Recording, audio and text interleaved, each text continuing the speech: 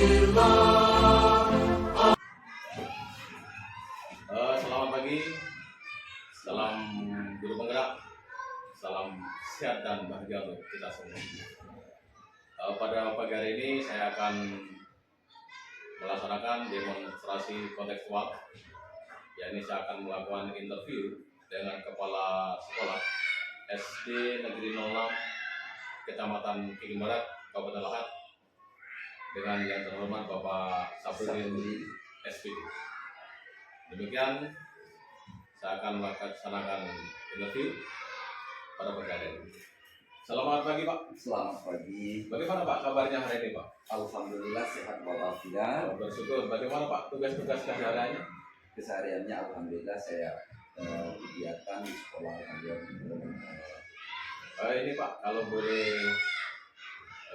dan diizinkan, saya akan ngobrol-ngobrol dengan Bapak terkait dengan tugas Bapak sebagai kepala sekolah di SD Negeri 06 Kiking Barat ini. Boleh Pak? Silakan. Tugas kami yang pertama yaitu melihat kebersamaan guru tentunya. Kemudian tugas kami melihat bangunan-bangunan yang ada. Kemudian adalah tugas kita selaku Nah ini Pak, terkait dengan tugas Bapak ini sebagai kepala sekolah di SD ini, ada beberapa yang ingin saya tanyakan kepada Bapak. Ya. Yang pertama ini Pak, selama ini bagaimana Bapak dapat mengidentifikasi kasus-kasus yang merupakan dilema etika atau bujukan moral Pak di sekolah Bapak ini? di sekolah kita SD 6 Kiking Barat. Ya.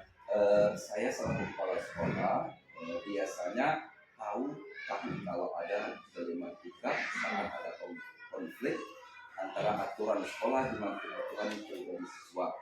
Seperti kasus siswa terlambat tapi punya niat tinggi untuk tetap masuk sekolah, atau bisa juga siswa berkelahi karena hal sepele dan lain sebagainya. Baik Pak, jadi Bapak sudah menerapkan dilema etika atau bujukan moral itu sudah bisa dilaksanakan. Nah kemudian ini Pak, pertanyaan yang kedua, selama ini bagaimana Bapak menjalankan pengambilan keputusan di sekolah Bapak, terutama ini untuk kasus-kasus di mana ada dua kepentingan yang sama-sama benar atau sama-sama mengandung nilai kebajikan? Saya biasanya mengajak beberapa orang dari tim pimpinan dan pengelola sekolah untuk berdiskusi. Baik Pak. Nah kemudian Pak, untuk pertanyaan yang ketiga, ya, langkah-langkah atau prosedur seperti apa sih yang biasa Bapak pakai selama ini untuk menjalankan komitmen tersebut? Biasanya langkah-langkah yang kami pakai di SD 6 khususnya, yang pertama yaitu kumpulan semua informasi. Kemudian yang terkait tentunya, yang kedua identifikasi nilai-nilai yang bertentangan. Yang ketiga, pertimbangan dampak keputusan untuk semua orang. Kemudian yang keempatnya yaitu berdiskusi atau mendiskusikan dengan tim. Yang kelima yaitu mengambil keputusan berdasarkan analisis tersebut. Kemudian ada yang terakhir yaitu membuat rencana untuk melaksanakan keputusan. Oke Pak, berarti Bapak ini sudah melaksanakannya secara rinci Pak ya, dari awal sampai diambil keputusan itu Pak ya? Iya. Nah, kemudian ini Pak, untuk yang keempat ini Pak, hal-hal apa saja sih yang Bapak anggap efektif dalam pengambilan keputusan pada kasus-kasus yang terkait dengan dilema etika itu sendiri Pak? Saya selaku kepala sekolah, yang paling efektif adalah melibatkan berbagai orang dalam memproses atau proses keputusan, berkomunikasi dengan jelas dan transparan. Jadi melibatkan banyak pihak Pak ya untuk mengambil keputusan itu. Nah kemudian ini pertanyaan yang kelima atau terakhir Pak ya? Yang terakhir yang terakhir Pak. Kira-kira hal-hal apa saja nih yang selama ini merupakan tantangan Bapak dalam mengambil keputusan pada kasus-kasus yang berkaitan dengan dilema etika di sekolah Bapak? Biasanya kawan-kawan itu di setiap apapun yang kita kerjakan biasanya memang ada itu Iya tantangan. betul Pak. Tapi tantangan termasuk konflik kepentingan antara pihak-pihak yang terlibat, tekanan dari luar, dan ketidakpastian dalam memilih keputusan yang tepat.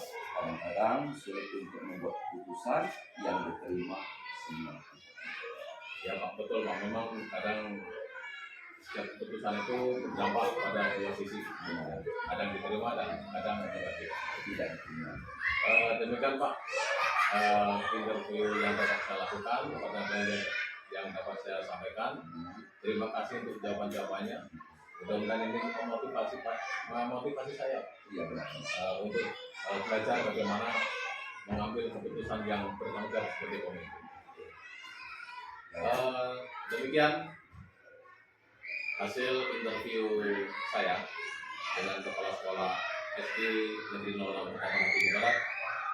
Mudah-mudahan dari hasil interview atau wawancara saya pada bagian ini bisa menggugah kita semua bagaimana cara kita mengambil keputusan yang bertanggung jawab sebagai pemimpin yang tentu yang dapat membawa manfaat untuk kemajuan pendidikan yang lebih baik lagi.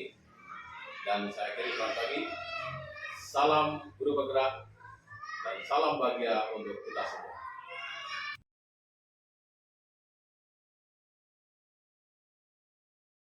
Selamat siang, salam guru penggerak, salam sehat dan bahagia.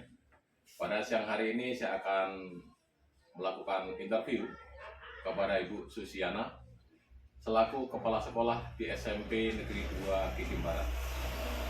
Dalam hal ini ada beberapa tahapan yang akan saya tanyakan terkait dengan pengambilan keputusan yang dilakukan oleh kepala sekolah jika terjadi sesuatu hal yang ada di sekolah ini. Selamat siang Ibu. Selamat siang. Bagaimana Bu kabarnya Bu? Alhamdulillah sehat. Oh, baik Bu. Bagaimana dengan pekerjaan Ibu ini sebagai kepala sekolah? Lancar-lancar saja? Alhamdulillah semua bisa dikondisikan. Begini Bu, ini sehubungan Ibu sebagai kepala sekolah, saya akan mengajukan beberapa pertanyaan ini Bu untuk menggali hal-hal yang ada di sekolah Ibu ya, yang Ibu pimpin. Berkenan ya Bu? Silakan.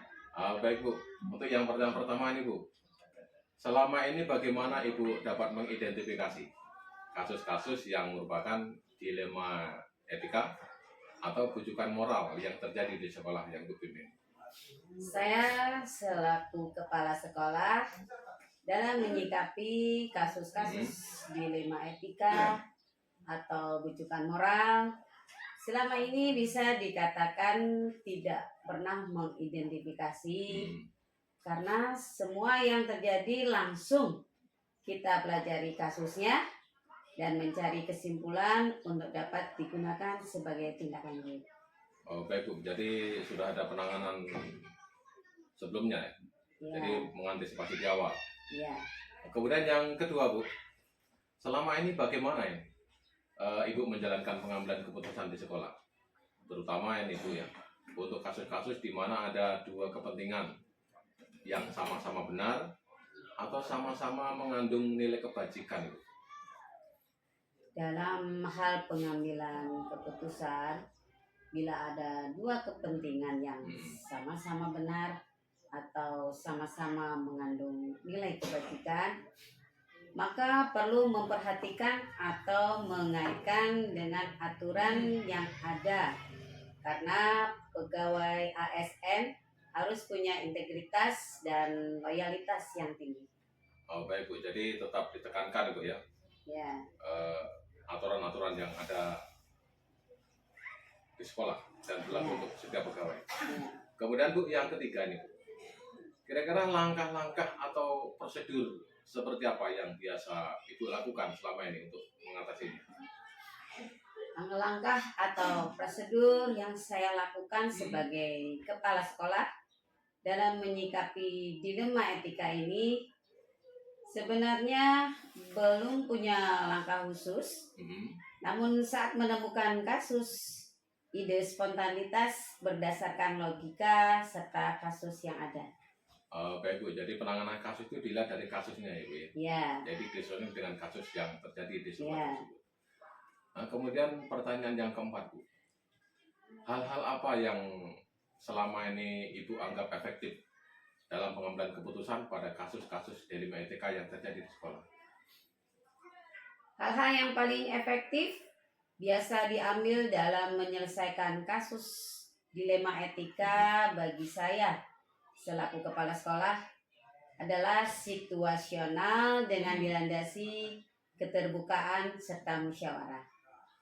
Oh, jadi secara situasional gitu ya. Ya, Kemudian dilandasi juga dengan ya musyawarah, artinya musyawarah. melibatkan semua komponen yang ada di sekolah. Ya. Ya Bu.